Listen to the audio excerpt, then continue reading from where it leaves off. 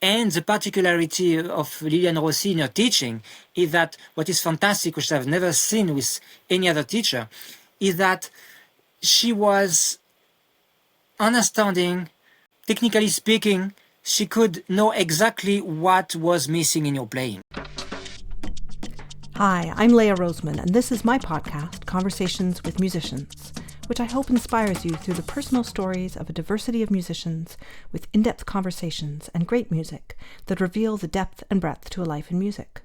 Yann Passabet-Labiste is a French violinist with a beautiful warm intensity to his playing, and in this episode we're focusing on his album Robert Schumann and His Univers with pianist Bertrand Giraud. Yann talks about some of his mentors in France and Switzerland, many interesting and inspiring musical highlights, and his perspectives on how music has helped him through some difficult challenges. Like all my episodes, you can watch this on my YouTube channel or listen to the podcast, and I've also linked the transcript to my website, leahroseman.com. Also, you can use the timestamps to navigate the episode. It's a joy to bring these inspiring episodes to you every week, and I do all the many jobs of research, production, and publicity. You can support this independent podcast through both the unique collection of merchandise as well as through my Ko-fi page. Have a look at the description of this episode, where you'll find all the links. Hi, Yann. Thanks so much for joining me here today. Thank you for receiving me. I was thinking about where to start. I think it would be interesting to talk about your recent album of Schumann and His Univers. And right before this interview, I was just Googling Schumann to see his dates. I was curious to know when he died. And then, I was reminded Robert Schumann only lived 46 years. And the other thing that struck me when I Googled him is that Clara's name actually came up first, because now she's getting the attention she deserves. So she actually came up first when I Googled Schumann. Yes, she was a wonderful pianist, but also a composer. And she has composed few things, and which are beautiful, by the way. And we find the romances of Clara Schumann of Opus 22 on the CD album. So it's about Schumann and his universe. So we didn't want to forget anyone. So his wife, of course, and his friends, best friends. Mm-hmm. And the pianist that you recorded with Bertrand Giraud, did you have a long-standing relationship with him? Oh, actually, I got to know him when I was 17 years old, and that was almost by coincidence. I was looking for a pianist to play around in the area where I live, in the south of France. And I don't remember I got his contact, but then I asked him if he was okay to come and do those concerts, play those concerts with me, and he said yes. And it was very nice. But then after this, we lost contact for many years until maybe 2019 or 18, where I reached him out again, proposing this to record this album. And your choice of repertoire, Schumann, I believe he wrote 3 violin sonatas, and you chose the third. Yeah, the third sonata, yes. We all know the first and second violinists themselves, mm-hmm. but they do not know well the number 3. And there is, sonata number 3, which is linked with the F.A.E. sonata, composed together with Johannes Brahms, his best friend of that time, and Albert Dietrich, who was his best student. So why did I record together with F.A.E. is because the two movements Robert Schumann composed for the F.A.E., we find them again in the third sonata. So it just copied the 2 movements and added 2 more movements to compose his third sonata. And these romances of Clara Schumann's, I've loved them for many years. I perform them as well. I really particularly love the first one. I was hoping we could share that as part of this episode. Yes, sure. I have been playing it, and it's perhaps one of my favorite. Yeah. This is the first romance by Clara Schumann on Yann's album with pianist Bertrand Giraud. In the show notes, you'll find the links.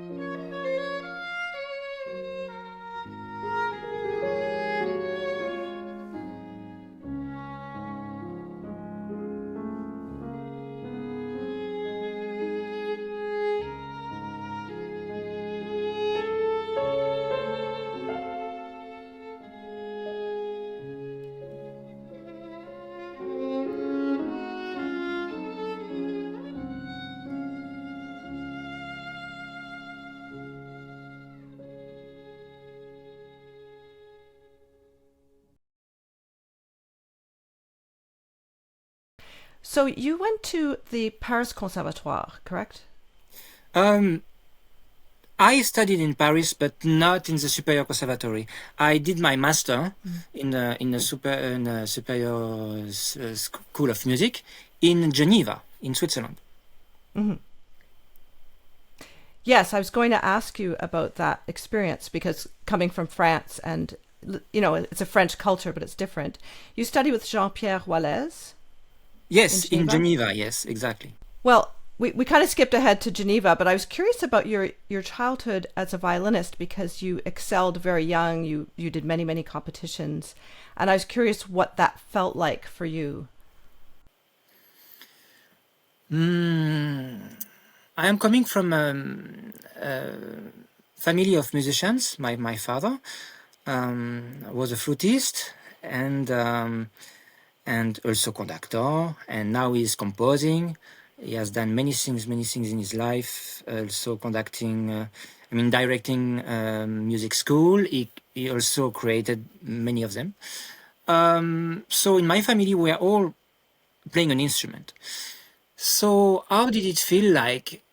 I mean, I was so much loving violin, and I was gifted, which was a chance, because I could just take the violin and impress around, and impressing by by not practicing so hard. I was not a very hard worker, just by pleasing myself. So that was great. So all those exams I did when I was young was fun for me, because I easily got the best place, the first prize. So that was like a nice challenge, like a game. So after, when I grew up, and then we start to be among really great players, and it requires to practice harder.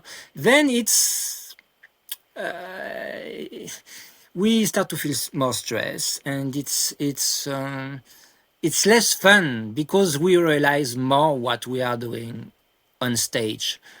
The maturity make us realize that it's big, and when we are a child, we are a bit naive in a way, so we don't realize what we are doing. Mm-hmm. Yeah, I listened to some of your father's pieces that you've recorded, and I particularly liked his Sonata No. 1, À mon fils Yann pour sa maman. Mm-hmm. So, can you speak about that title? We lost my family and I, we lost my mom when I was about to be 19 years old. It was in 98 from a cancer. And then my father was we were all devastated. And then he wanted to compose something in her memory, and for me to play for her, for us. And then he composed that. So that is the first movement of this sonata for solo violin, and which is, I even forgot how much touching it was, because I played it long time ago, and after no more, and he decided to perform it again on stage. And I could see I don't know if it's the story together with, because I explained to people, but people are very much touched, and some cries of emotions. So I believe, because independently from the story, it's very touching music. So I find it beautiful. You'll find the link for this live performance in the show notes. This is Sonata No. 1, à mon fils Yann pour sa maman, by Gérard Passabet-Labiste.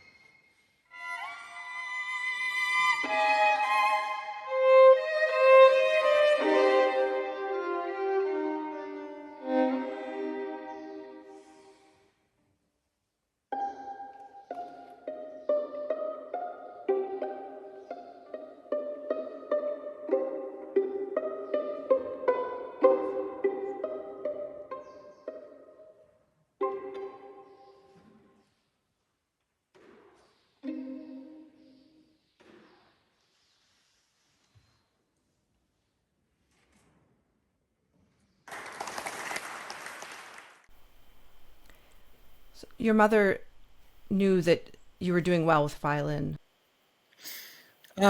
She was used to come, of course, because I started to give concert. I was 8 years old, so my father was organizing that. He was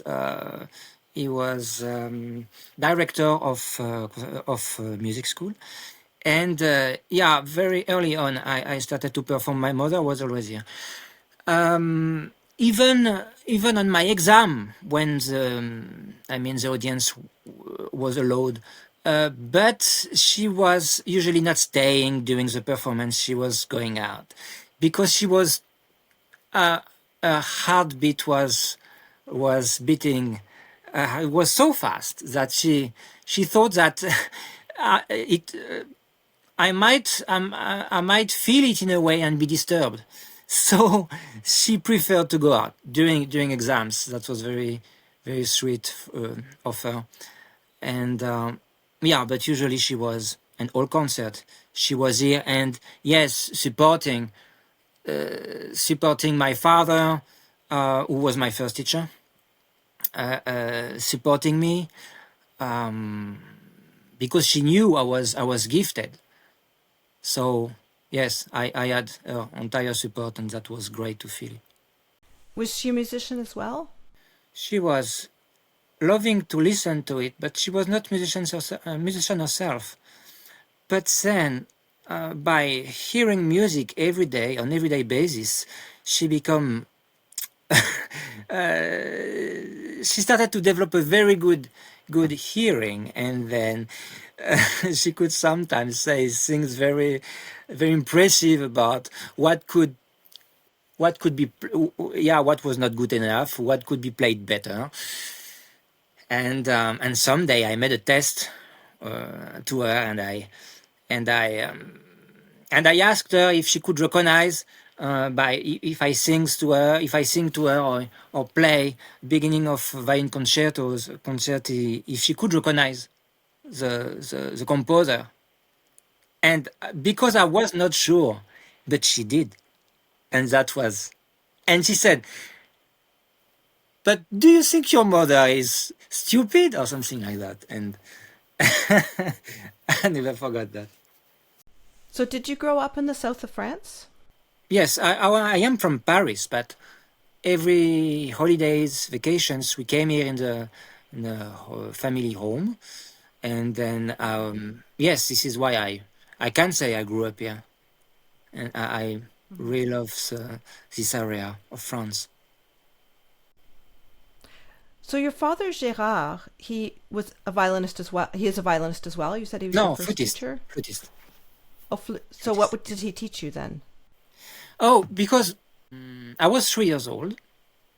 For the little story, my father came back from work at home, and came back home, and then he heard me singing, whistling while playing with toys. And then he asked my mom, what Yann is singing? And she said, I don't know. I played a while ago Brahms or something on the among the CDs we have. And then I don't know. Since then he's singing. And my father listened carefully, and he said to my mom, "But it's amazing. He's singing in tune." And my mother, at this moment, she said to him, "Don't miss him. I mean, you know what you have to do." And then, not long ago after, I was again playing, and there was there was an orchestra on TV, and my father asked me which instrument I want to play. Then I was disturbed, but I went to the TV and I pointed a violin. I said, "I want to do that." And he said, "You sure you don't want?" I said, "No, I want that." That was maybe a Saturday or Sunday. And already on Monday, I had a violin. He went to Rue de Rome in Paris, both the smallest violin, looking like a toy, so much is small, I still have it, and brought it home. He was so happy because that first I want to do music, but he was loving violin actually. So he brought me to the teacher and wanted I start without waiting any more day. And then the teacher said, he's very young, so I would suggest to start that he starts with me in a year and a half, when he will be 4.5 years old, so that he can enjoy his childhood and still play. I think it's necessary. And my father was frustrated, and me, I was disappointed because I couldn't start immediately. So maybe I started a bit with him, I'm not sure about that, but when I started at 4.5 years old, my father was bringing me and staying during the lesson. So I had a second lesson once back home. He was reminding me what the teacher said. So I had like an assistant. That was great. Yeah, and I think this has helped me to improve fast. So I was curious about some of your teachers, if you wanted to speak to any of those experiences, the things that helped you as a student. Lilian Rossi, who is certainly the best teacher I ever had, the best pedagogue I've ever seen. Lilian Rossi has been between 30 to 40 years violin soloist at French Orchestre National de France, French National Orchestra. So, and I still see her time to time. And yes, she's the one who really brought me the most. I started to have lessons with her when I was 16 years old, maybe. And then after I went on in Geneva, so I stopped seeing her. And yeah, many years later, which is just a few years ago, I retook contact with her. And actually, I've always been missing her. And I was happy to see her again and to have, again, lesson with her. That was so great.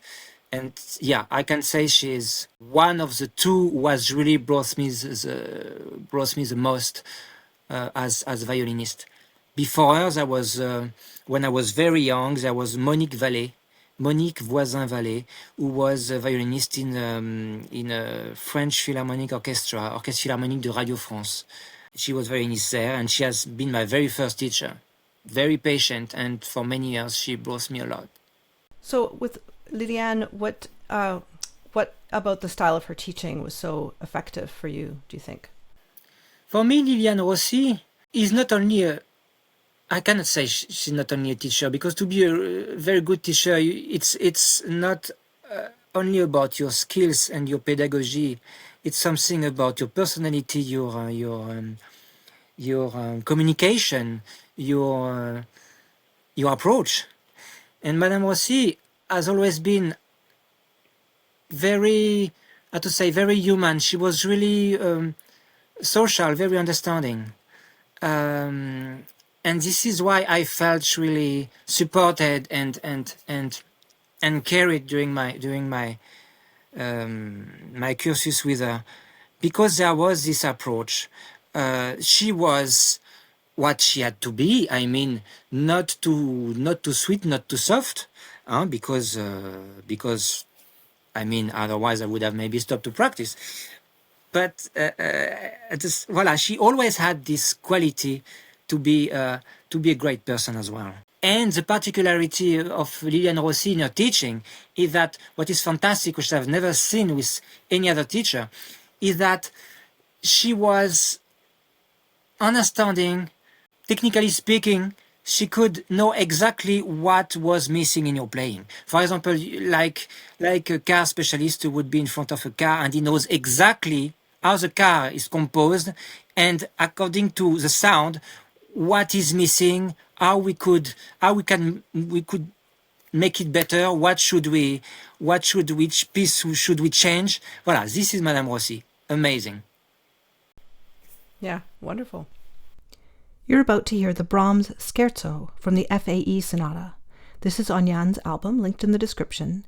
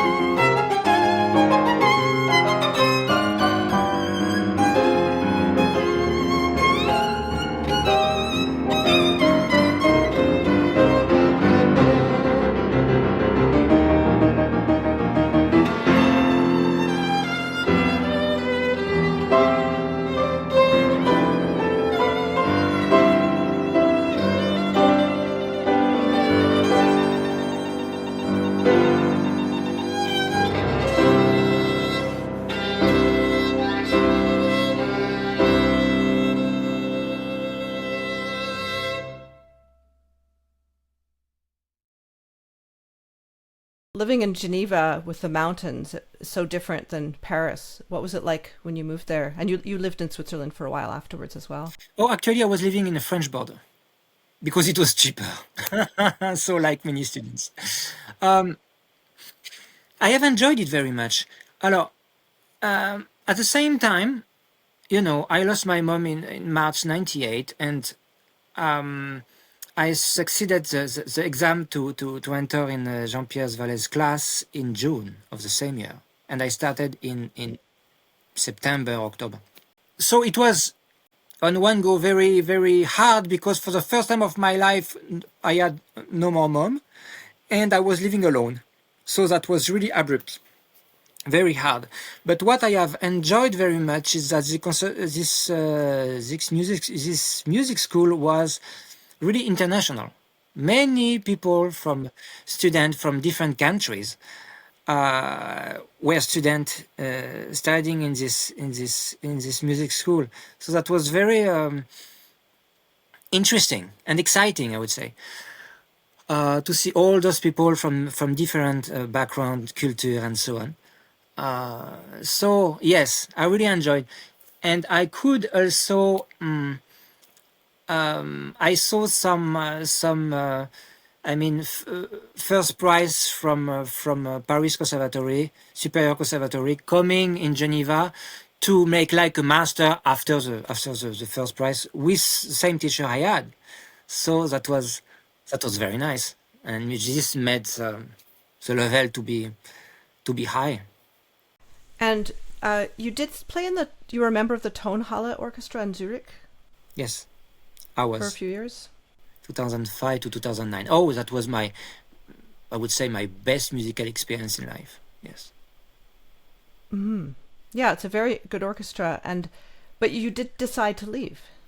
I will never regret to have, of course, worked there. It's a fantastic orchestra, and I had the chance to work with the best conductor, the best soloist, play in the best concert hall, had great tours. That was fantastic. So, musically speaking, it was just perfect. But now to match with my personal goals and what I was aiming for, which has always been to go toward soloist career or position. Then I started to. I played for an audition in another orchestra in Switzerland for a solo position, which I won. So then I decided to leave. In one hand, I regret. On the other, no, because when you are in an orchestra, you need to maintain your level. Even the orchestra is high. You still have to. So when you do too much, you don't have much apart from orchestra life musically, and you stop practicing or playing technique, making scales. Any orchestra in the world, your level will start to go down. So I really needed a boost to move myself, because I was witness of my level going down. Even if I learned a lot to work there, of course. So yes, I needed a change. Yeah. Yeah, I've been an orchestra musician for over 30 years now. So I know the challenges of keeping in shape and finding outside Yeah, projects. And yeah. certainly I never aspired to be a soloist. And I can imagine it's hard. It's not like you can just get time off too if you want to go do a recital tour or something, right? You're committed to the orchestra. Yes, I of course I didn't leave the orchestra. Uh, I mean, I made sure I would get somewhere before to quit, because this orchestra is one of the best I've ever heard, and the best where I've been playing. Um, so this orchestra is in my heart forever. The sound of this orchestra and my time there. Well, I wanted to ask you, Jan, about auditions for orchestras in Europe because I'm Canadian and I'm curious if you do it similar to the way we do things here with screens and so on. Oh yeah, there is nowadays most of the orchestra are using screen. So it depends when they remove it. Sometimes that is more rare. The whole competition is like eliminatory. So it's behind the screen, the whole auditions, the 3 rounds. Except, of course, if there is a music chamber tour, which is the fourth tour, for example, then there is no screen. But most of the orchestras, they remove from the second round or the third, the final. Depends. But nowadays, yeah, it's a very common thing. And what was your experience of preparing for orchestra auditions? Did you get coaching from your teachers or were you kind of on your own that way? Yes, after Geneva, when I started to interest myself to work a bit in orchestra, I didn't have any idea about how to play what you are asked for an audition. Those little pieces from a symphony or opera, and if you didn't learn with someone who knows about it, then you just play like you play a concerto, and this is completely wrong. Because you have much less freedom than for a concerto. You need to be very specific about the dynamics, the rhythm, everything. Like really, it's millimeters. So of course, like everyone at the beginning, I didn't know at all how I should play that, and I had the chance to meet Jean Piguet, who has been a violin solo of Swiss Romand Orchestra for many years. And because he was in one of my exam, my final exam in Geneva, that was for chamber music for the quartet. For the quartet, he was in the jury, so he made me nice compliments, and then after I thought I should maybe go to him but actually, I went to him not for him to teach me how to play orchestra work, but I wanted the support for like a solo career. So I don't know. I remember he has liked me, so I reached him out. He was okay to see me, and I played. And I still remember his compliment. Then I don't know how we came to the orchestra thing, but he was the very right person to teach that. So it was so great, and I really learned how to play in audition and in orchestra because of him. He brought me very much. I owe him a lot. When I was researching you, Jan, it came up that you had studied some Japanese. Oh, a little bit, because I've been, would say, about 10 times in Japan for professional reasons and also tourist reasons. So it's a country I really like. I mean, the way of living is easy. The food is very good. Even fast food there is very nice, which is, I mean, a bit the opposite of France. Because of France, you can have a great food as you can have the worst ever. So, but in Japan, I never tasted something bad, never. So I always enjoyed to go there. Life is easy. Mm-hmm. And you know some Malgache, a language from Madagascar. Is that a family connection? Yes, exactly. My mom was a daughter of Métis, uh, from Métis Malgache. My grandmother, so her mom was from Madagascar, and her father was French from Normandia. So I have some Malgache blood, and even we cannot see that very much.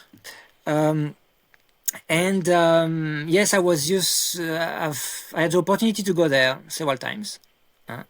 My father remarried with Malgache, so he's half a year in Madagascar and the rest in France.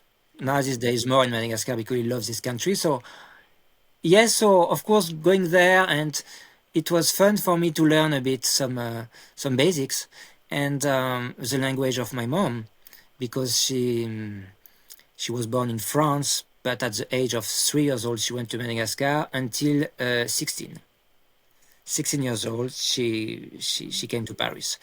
So it was all her childhood. She has often mentioned about how great it was this time she had in her heart. And I remember few words she was Malgache words she was saying. So I was very happy to learn a bit about this language. Yeah. So what are your impressions of Madagascar? Very nice to me, especially where my father stays, which is Sainte Marie, which is part of Madagascar, but it's really in the Indian Ocean.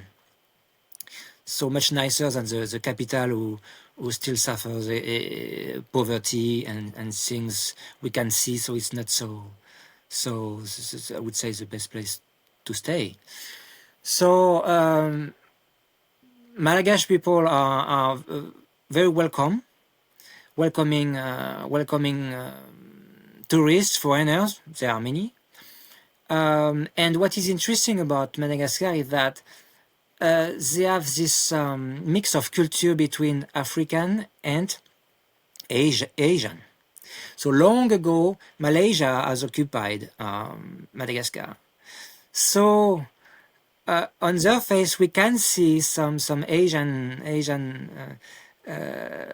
signs, and in their, I would say in their behavior as well.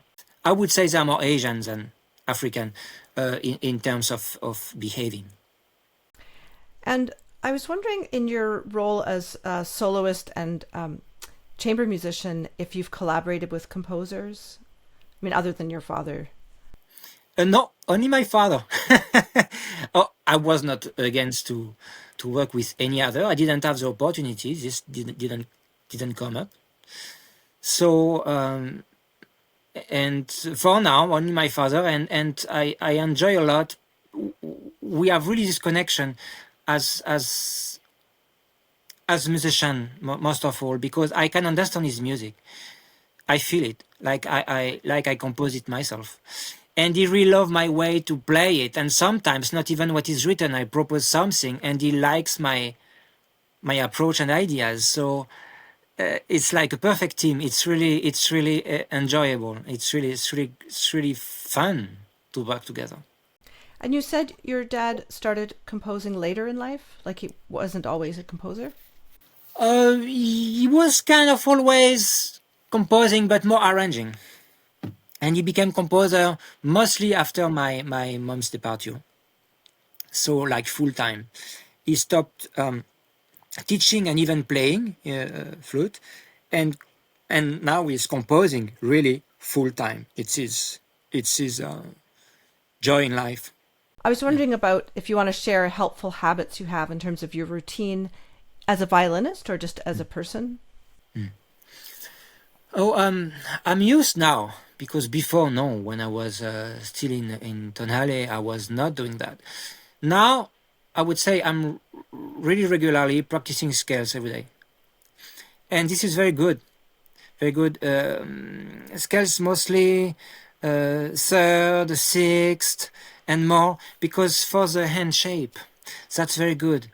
That's very good to keep in shape, and yes, playing accords, double stop, triple stop, and more. It's I would say essential. So this is my I would say my daily yoga, and And now I can enjoy exercising. When I was younger, I was hating that. So when I was doing it, it was just for Papa to hear me, but I was thinking of something else, you know. I was just doing for doing it, but I didn't feel this. I understood the sense of doing that, but I didn't have any fun, so I was forcing myself. So I was not really doing it properly. So now I do it with pleasure because actually I learned to enjoy it, and that's great. And you enjoy doing yoga? Oh yes, real yoga I'm doing on a regular basis, and I think it's very important for the posture because violin posture is not so natural. It's not like we don't have this comfort and this stability like we have when we are cellist. So we are suspending in the air, that it's not very natural. So we got to have some kind of pain or things like this when we practice a lot, and mostly because when we practice we are usually not thinking of our positions and not especially checking in the mirror. So, and after we feel some, so I think it's absolutely necessary, and this has helped me a lot since I do that. Hi, just a quick break from the episode. You may also be interested in my episodes with Nimrod Borenstein, Omo Bello, Julia McLean, the Euclid Quartet, Ji-Yoon Kim, and many more, going back to 2021. It's a joy to be able to bring these meaningful conversations to you every week, but this project cost me quite a bit of money and lots of time. Please support this series through either my merchandise store or on my Ko-fi page. You'll find the links in the show notes. For the merch, it features a unique design by artist Steffi Kelly, and you can browse clothes, phone cases, notebooks, water bottles, and more, everything printed on demand. You'll also find the links to sign up for my newsletter, where you'll get access to exclusive information about upcoming guests. Now, back to Yann. I thought it might be interesting to talk about some of your musical memories. I was wondering if you had favorite violinists growing up that you got to hear live or recordings you love to hear. My favorites are among those who are already dead, not only. But if I speak about my very special one, I would say it's Christian Ferras. Yes, who was feeling and playing the music like no one. This kind of, I was explaining to a colleague recently, his music expression makes like pain inside, and it's inside of you, and this pain is like a drug. It's like addictive. It's a pain which is good. Difficult to describe, but that's the way Christian Ferras and another one was playing like that. Jacqueline Dupré also. They are intense musicians, very intense, and yes, they are my favorite. The first name you said, was it Christian Ferrat? I did not hear what it was. Christian Ferrat. Christian Ferrat, Okay, thank you. French violinist. Christian Ferrat. Yes. And you mostly grew up in Paris. Do you have memories of certain concerts or, I don't know, attending the opera or different styles of music that are very memorable? I remember when I went to Pleyel concert hall different times when I went to hear to watch Perlman's performance, Isaac Perlman. There was also another time, I think that was the name just flying.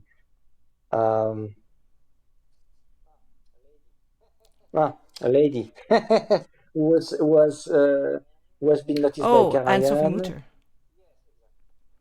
Yes, exactly, exactly. So, but a while ago, when you asked me which violinist I like, of course, I spoke about my favorite one, but there are other which I really love, like Arthur Grumio.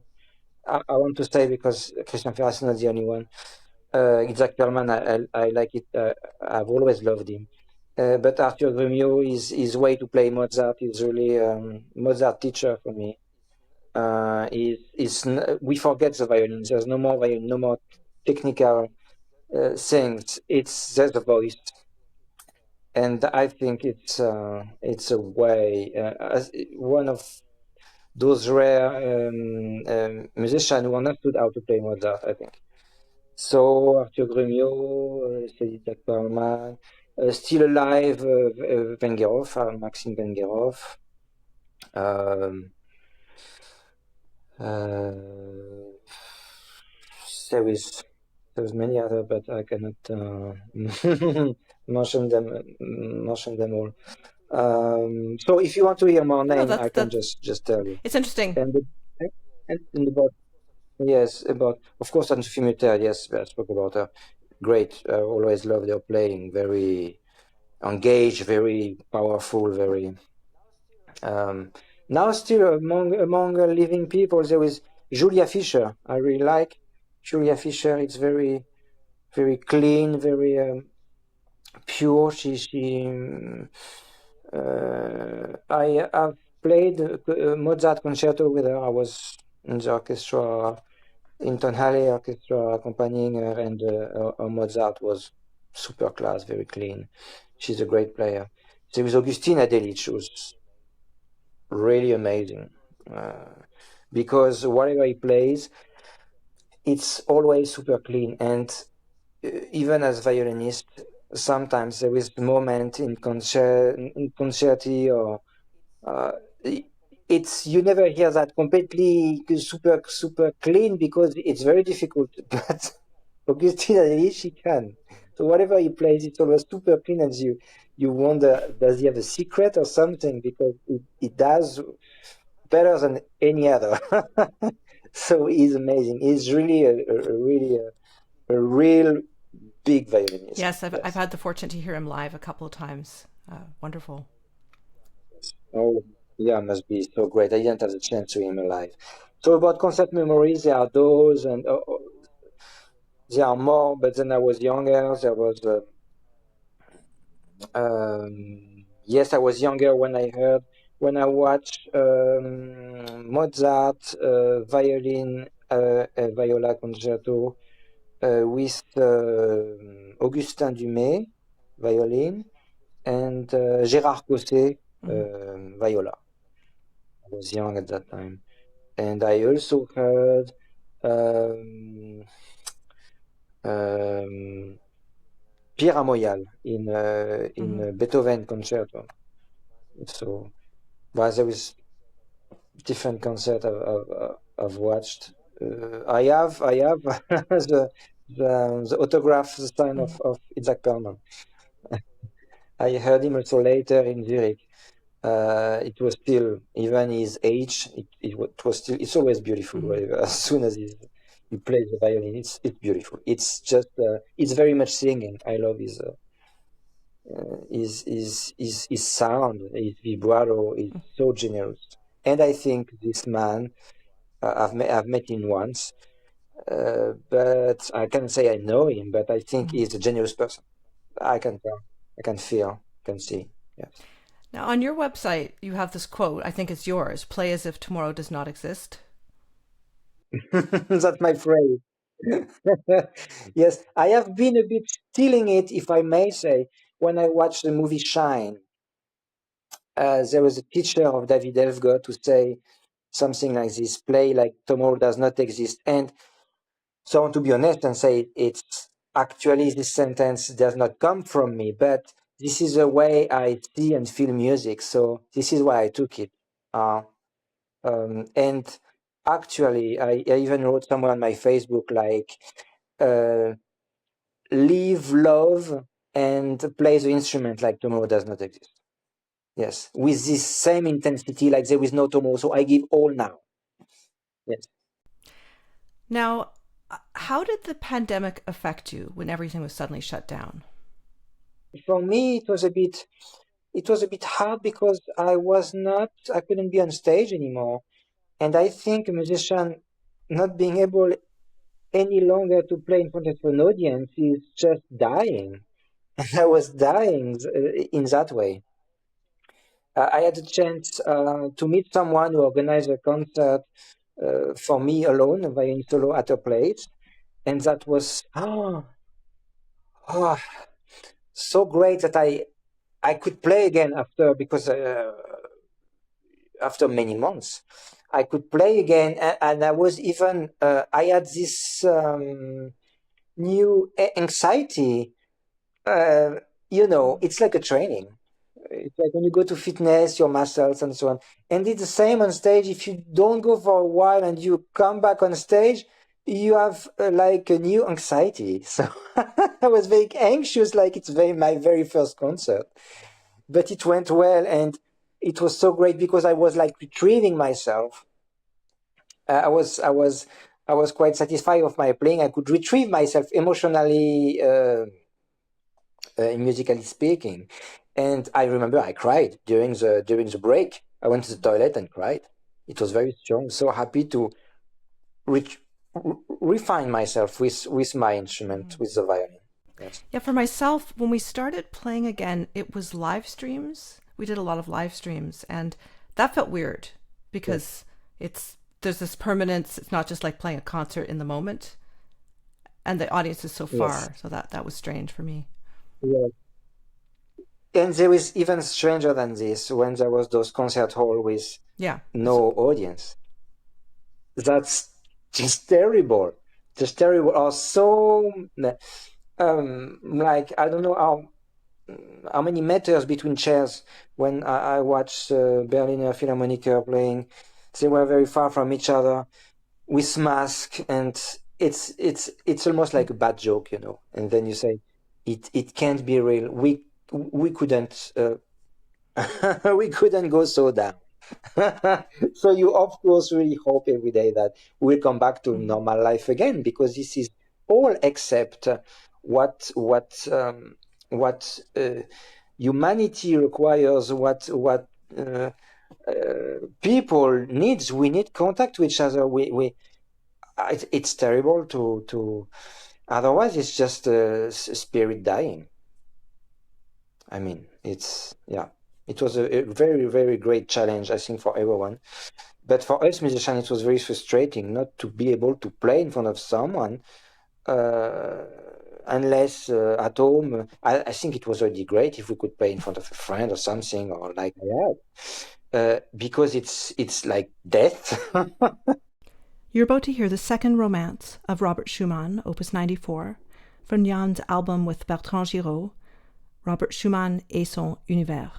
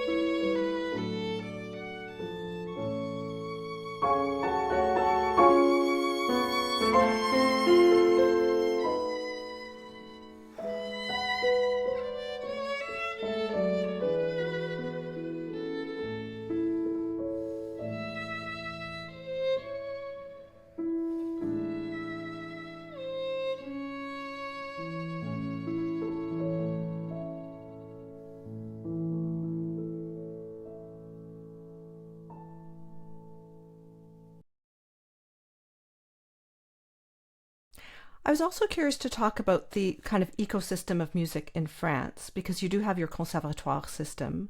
But what is music like in public schools for average children? I remember at my time, but it's long ago, I had the chance to be able to have managed hour, at school, so that I could study in conservatory. So it was a special Mm. scheduled class to allow me to have lesson and to have time also for practicing. So that was great. Conservatory system um, is not that great. Because when a kid wants to start the instrument, then we want the institution, the system want to force him to study solfège first. And the problem is that we bother the kid who was excited to start the instrument, who still already hear it in mind, but then he cannot touch it because there is this. I don't find that very clever. He must study solfège like for a minimum a year time before touching the instrument, and many gave up because they don't see the point. It's like the kids can see the toy, but he cannot touch it. So it was very bothering, and it's very bothering to learn solfège alone. Ideally, it has to be taught together at the same time as the instrument. But if you have to learn solfège before touching the instrument. I understand, and more. Kids they don't have the patience that we have when we are grown up, so they just give up, and that's a pity. So it's not no. It's I won't say it's a right system. I've heard this from other French musicians, it's curious to me because, of course, we have nothing like that. But I was curious about just public schools. When I look at, like, I'm in Canada, but I look at the United States, they have a much more robust music education in their schools, for sure, than we do in Canada. So I was kind of curious. Bands, orchestras, choirs, all this sort of ecosystem that honestly builds an audience for our music, I think, as well. So at school, I know that there is still now. I guess there is a music class like we have for sport. There's something about music, but yeah, I won't say that France is a country example. Gives the best example about yes, and also because um, our economy is. Our country is spending a lot for sport, for all what is Mm. sport. We invest much more for sport than culture and music, and that's a pity. Sport is good, but without culture, what are we? Yeah. Now, you have done well in so many competitions, and I was curious if you wanted to speak about some of your best competitions, maybe for furthering your career or that led to great performance opportunities, or how to choose which ones to do. Well, I can speak about those competition. There's not so many where I felt something very special while playing, but it's something personal. After what to say about this competition is better to. Uh, I don't need to have done myself because we know that best competitions such as Reine Elizabeth or Queen Elizabeth or Paganini. Bon, you should be able to. I don't know if you can make a career, because it depends of so many factors. But it's supposed to open you the way, at least a minimum. And those less high competitions, uh, it's difficult nowadays. Even great competition, it's better to have several and a first grand prize better than only one. So, but as I said, it depends on so many factors. The social, your contact. Some people speak about luck also, your economical situation, and also luck in terms of sometimes it's more helpful when we know someone who knows someone.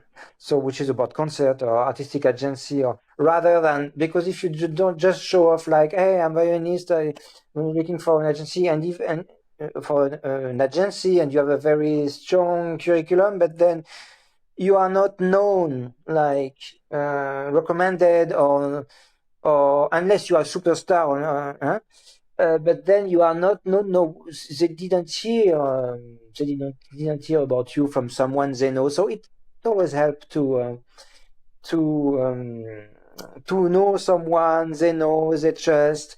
This there is this contact, which is very important.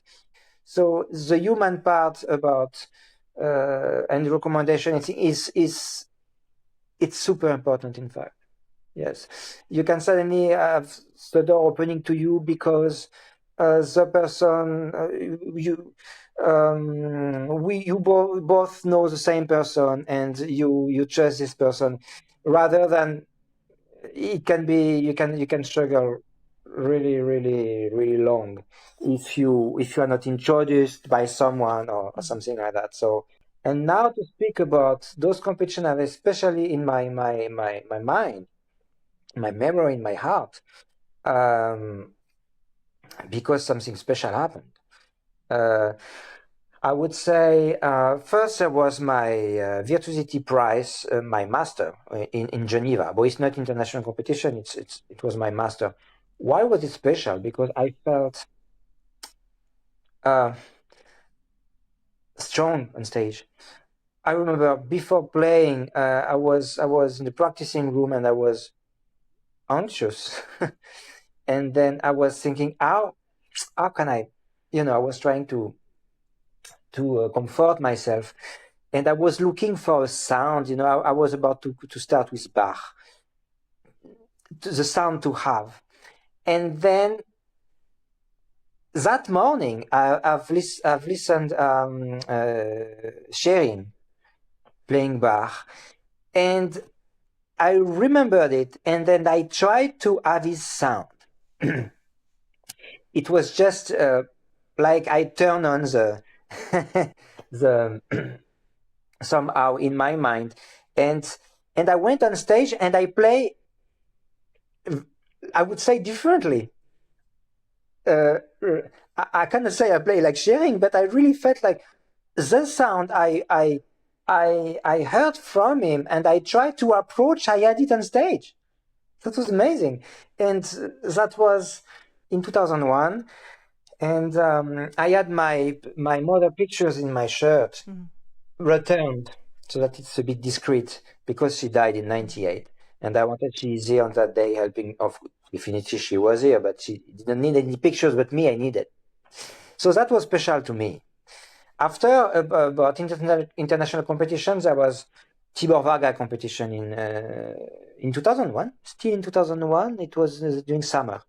Why? Because I went there thinking like, oh, I have no chance. I will go there just to, to see, evaluate myself. But I will be with so strong player, I have no chance.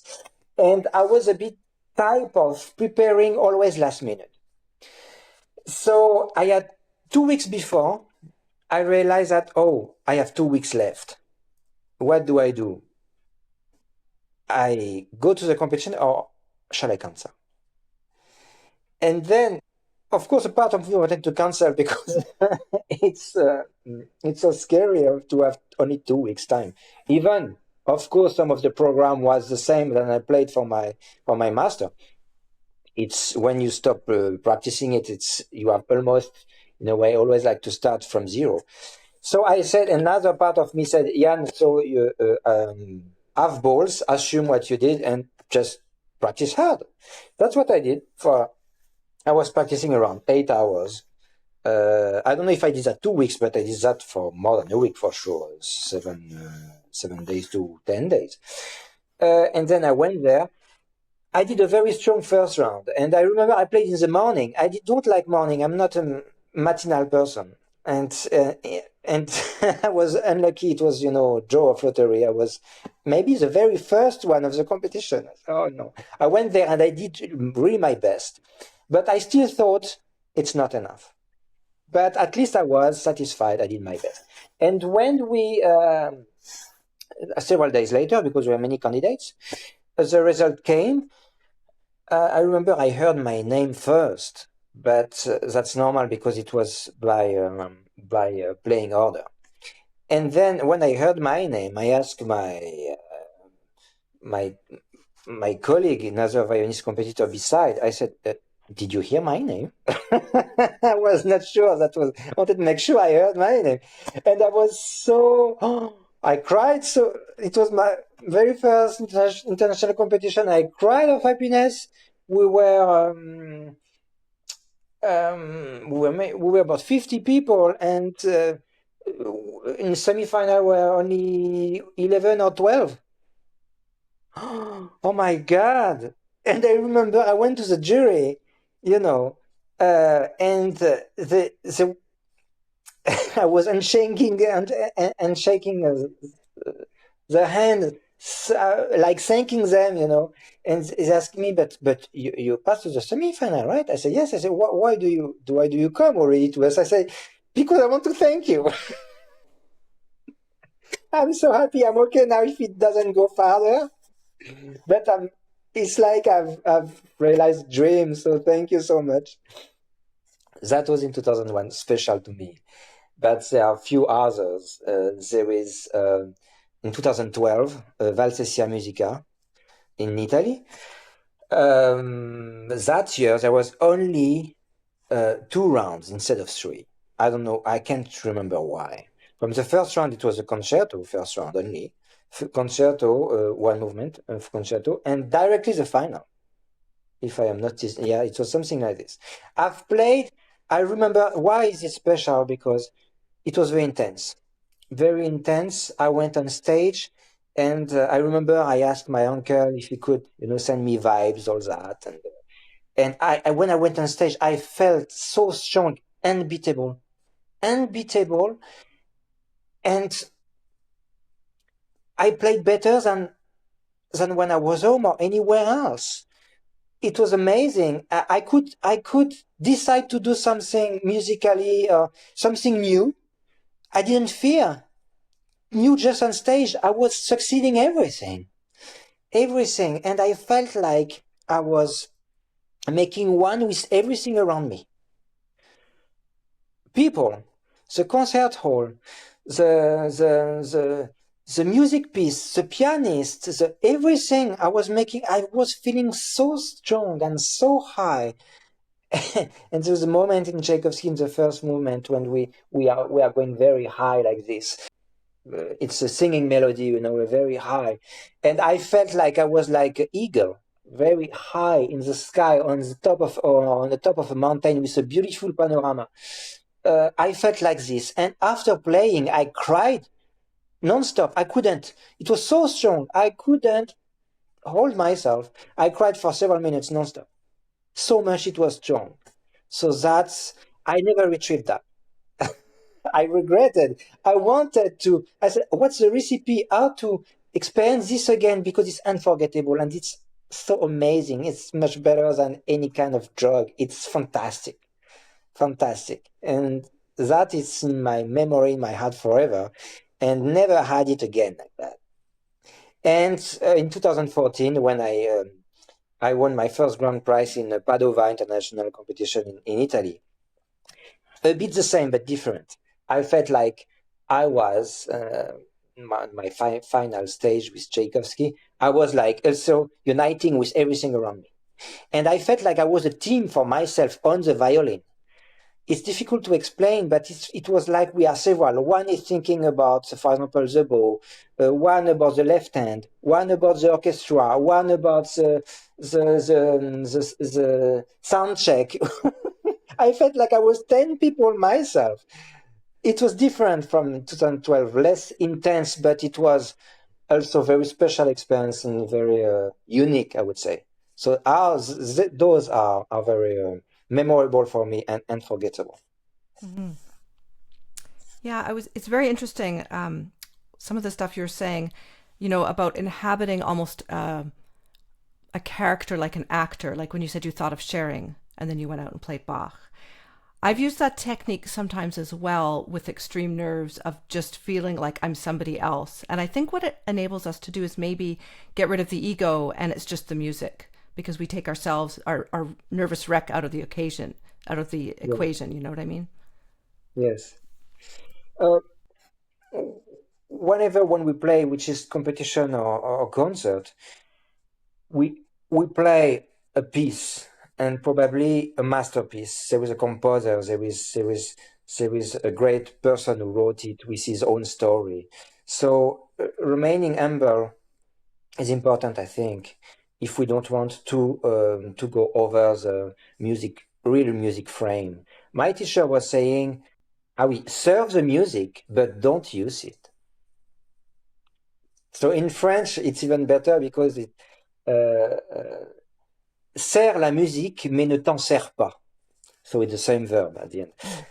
But yes, and I think it's very important. Of course, we give of ourselves according to our own story, and it has to be so. It's important, but it's like a partnership between the composer and the interpreter.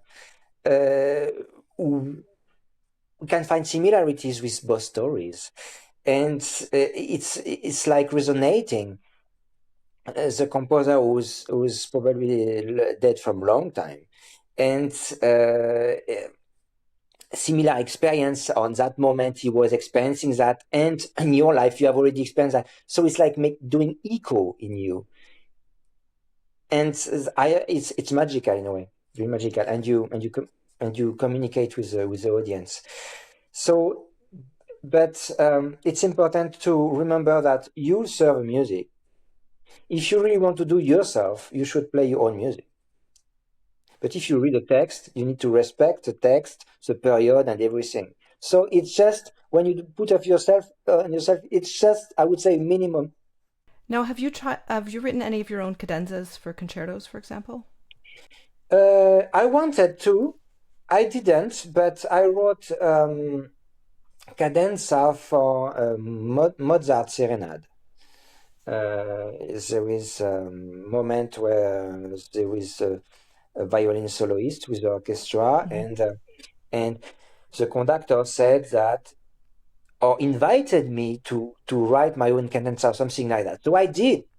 I was quite satisfied, quite happy of what I did. We can find it somewhere on YouTube. I will send you if I retrieve those videos.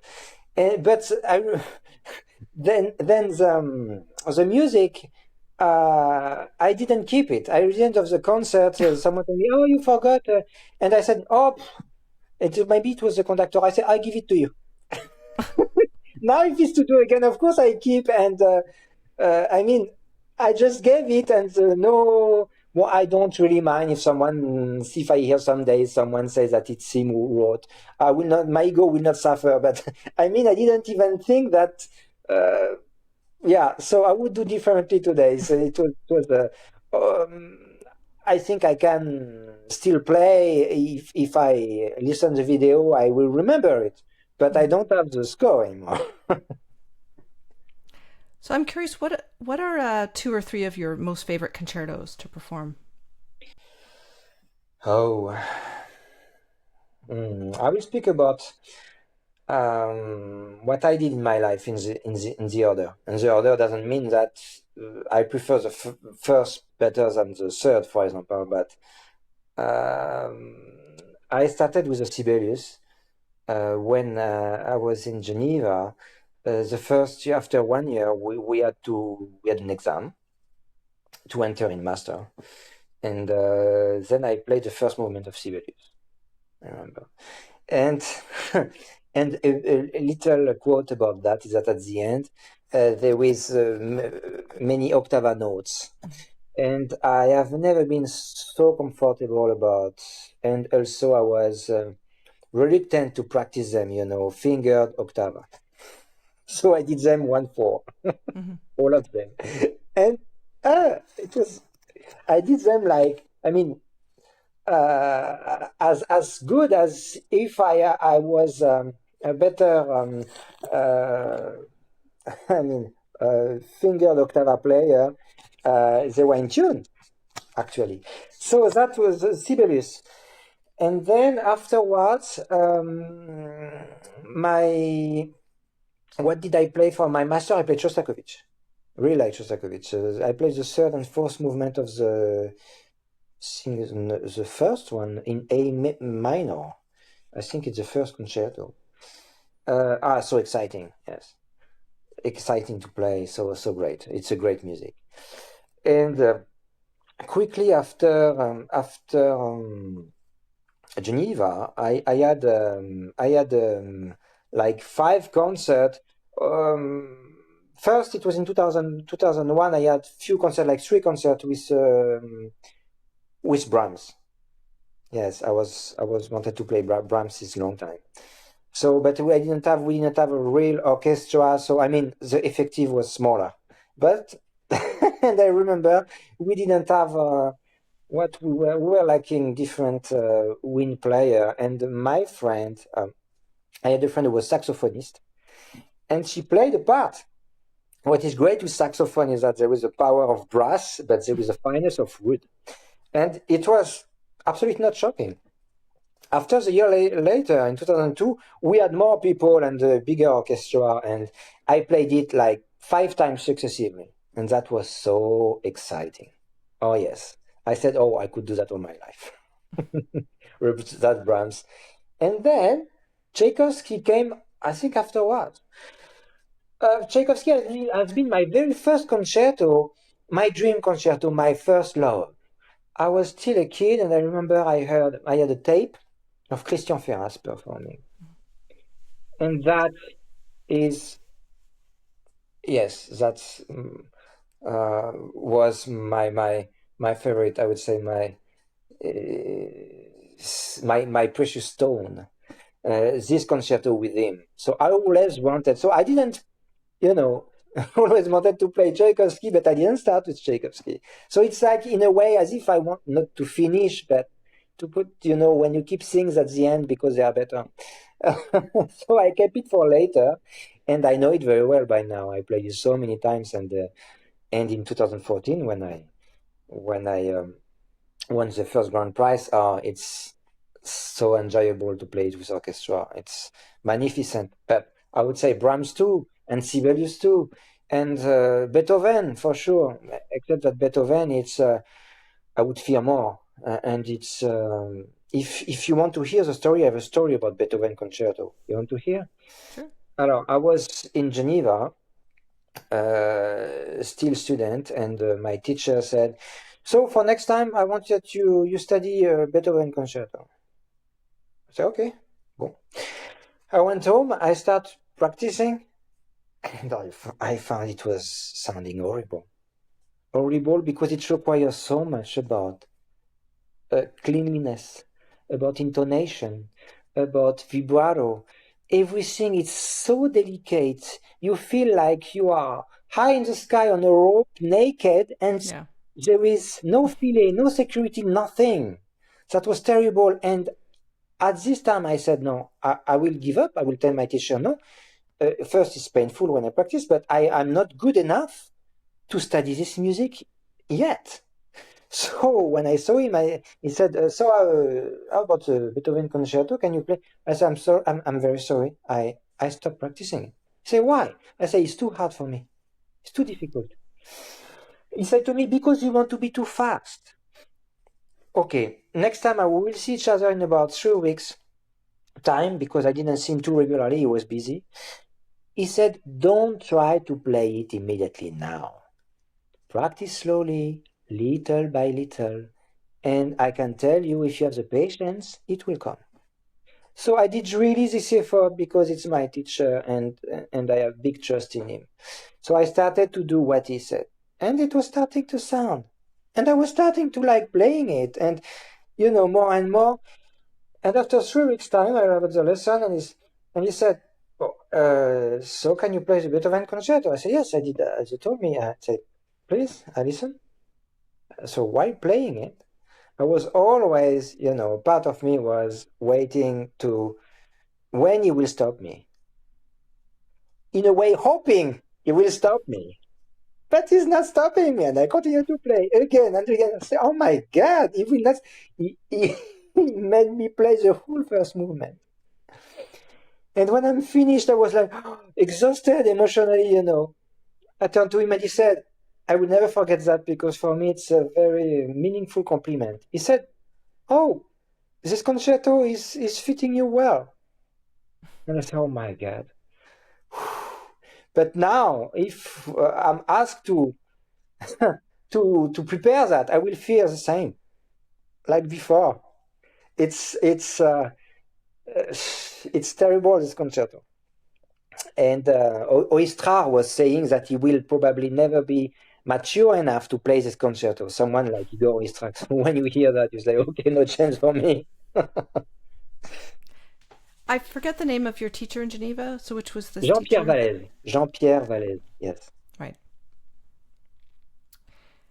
Now, you on your I read that you went on tour with Yo-Yo Ma to Japan in Yes. 2006. What was the context for that? That was when I was working with Tonhalle Orchestra Ah, in Zurich. We had different tours, and one of them was in 2006 for several weeks with Yo-Yo Ma in Japan. That was my first time in Japan, and that was amazing, of course. But I have also been on tour with Alfred Brendel, and we finished the tour in Amsterdam Concertgebouw. That was, I think, my first time to play there because I played several times there. And I remember and I remember the sound. If you ask me what's the best concert hall sound I've ever met, it's there. Amsterdam Concertgebouw. It's unique, completely unique, because you have the impression that it's the whatever sound you produce, the whole is making it better than it went when it went out at first. It's like shaping your mm. sound. Your sound is so enveloped, so warm, so it's fantastic. And that was, I think, the last concert of Alfred Brandel's life, because after that he was planning to stop, and I felt honored to to be playing with him his very last concert. So that was there. Yeah, I grew up with his recordings. I remember those pictures of him with the glasses Yeah. on the. And I remember he was like singing when when he was playing. So at first I said, "Am I?" Because you will rarely, when I say rarely, I mean you will never hear a violin singing while playing, because it's more disturbing that. But many pianists actually are doing Yeah. this. And he was singing loud, like when I was listening to him, I said, I found it disturbing, you know. And yes, it was really, he was singing. There was like two players. He was playing. We were playing Beethoven concerto. And now, as a soloist, you went to China and you played the very popular Yes, Butterfly Lovers Concerto yes, there, yes, and it was broadcast in China. yes. That's unforgettable experience for me, because and Chinese people, when they do something, I mean, they don't mind what it requires. They will make it shiny, goldy, and spectacular. That's Chinese way. So I've been invited to give this performance as soloist with orchestra, but I don't know the concertos. I have no idea. So I've watched online, and I heard Gilsham playing it. So I inspired a bit myself from it, and I saw also Maxim Vengerov. He gave in there was a small video concert playing it. Um, so yes, it was very new music for me, because it's like Chinese classical, and it was outside, Probably, I don't remember, there was a roof. Probably there was a roof, but and there was so no, there was everything, and I was sharing the concerto with another violinist. So we are replying to each other. Oh, really? Okay. Yes, Chinese girl violinist who plays very well. And then, yes, so she was playing the first part, and I was playing the second part. And in my second part, sometimes she was, when it was high tone, she was playing because she in this story there is this myth about two people loving each other. The woman is a princess or so, and the man is just an ordinary person, and then it's impossible love, something like that. I mean, the situation, I think something like that, but it's impossible love. So to love each other, it's really dramatic. They will commit suicide to be able to, and they become butterfly. And at this moment, they are free to fly and to love each other. So there is really this dialogue between the lady and the man. So with the violin, yes. So the appropriate moments in the concerto, we were like replying to each other. And at the end, the very last phrase, we play together. So it's a very very special moment. And what was very great for me is that I I get I got greatly applauded, and even during playing like an opera. We never had that, never experienced that before. It was so amazing because people recognize, they know this story very well, and they know very well the melody. So, and you finish your phrase, and people are already applauding all that. It's so exciting. So I was realizing it must be great to be a singer, because when you play concerto, you need to wait the very end to get applause. So sometimes people don't know after the first movement they applause. It can be it can be nice. At the same time, it can be annoying because you say, "Oh, lack of knowledge." But it's great to feel like encouraged, carried, loved while playing. It's fantastic. And I remember after there were so many who came, wanted to make a picture with me, wanted to have my sign. All that. Wow, I felt like like I am a Chinese great artist. And afterwards there was a dinner, and so I was not the only one invited, because there was a piano concerto, also Chinese piano concerto. There was a French girl, a pianist. There was different singers, French, Italian, German, invited. So it was, yeah, the repertoire was different pieces. So we had pictures. We had to say thank you in different languages, all that, this kind of thing. And there's a moment I've been invited to come in front of everyone to receive an interview, and I was feeling a bit shy because no one got interviewed. It was only me, so I felt shy in front of my colleagues. I felt a bit shame in a way, because I was afraid they would, feel bad or offended. I would rather that everyone get an interview, not only me. But actually, only me got an interview. And then I was asked, and so I had a translator.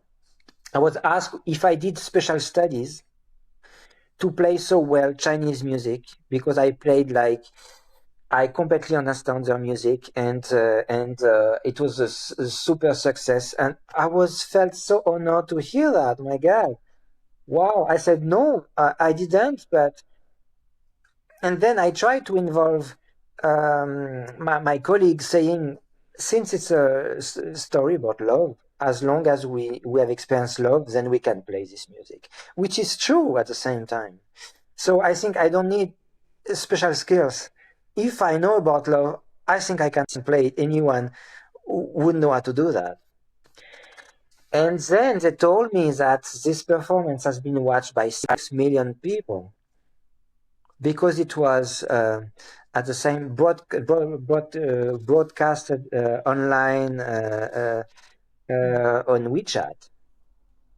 And I like made him repeat 6 million. Oh my God, we don't know that here.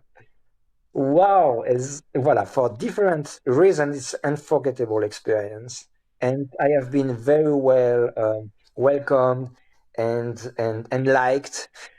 So it was, yes, it was very nice. Chinese people have been very nice to me.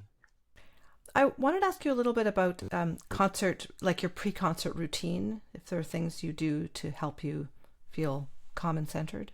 Yes, because I remember in 2014 when I went to the final of the Padova international competition, which I won.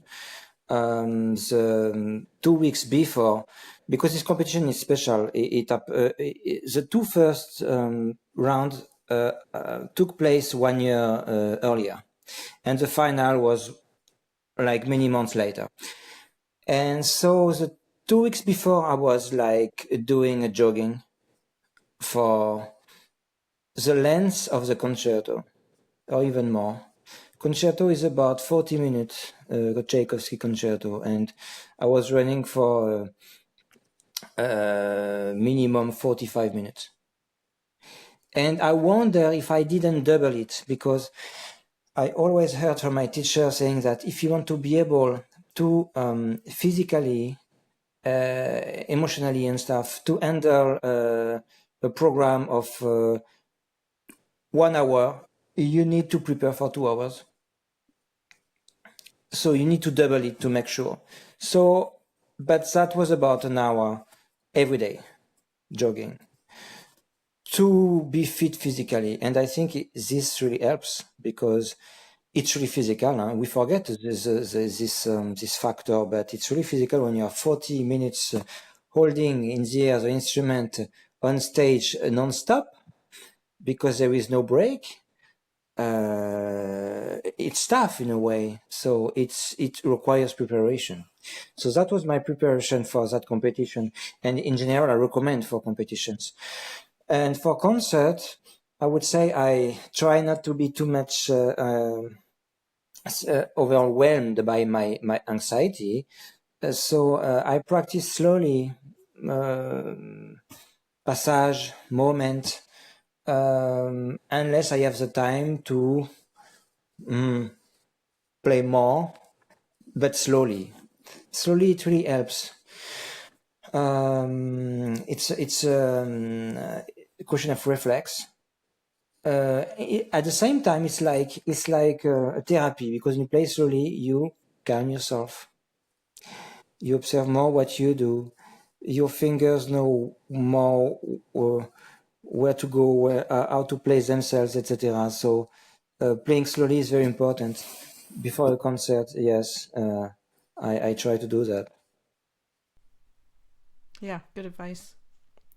Well, thank you so much for speaking with me. Thank you for inviting me. Thank you. I hope you enjoyed this episode. Please share this with your friends and check out episodes you may have missed at leahroseman.com. If you could buy me a coffee to support this series, that would be wonderful. Or you can browse the collection of merch with a very cool, unique, and expressive design from artist Steffi Kelly, with notebooks, mugs, shirts, phone cases, and more. I'm an independent podcaster, and I really do need the help of my listeners. All the links are in the show notes. Have a wonderful week.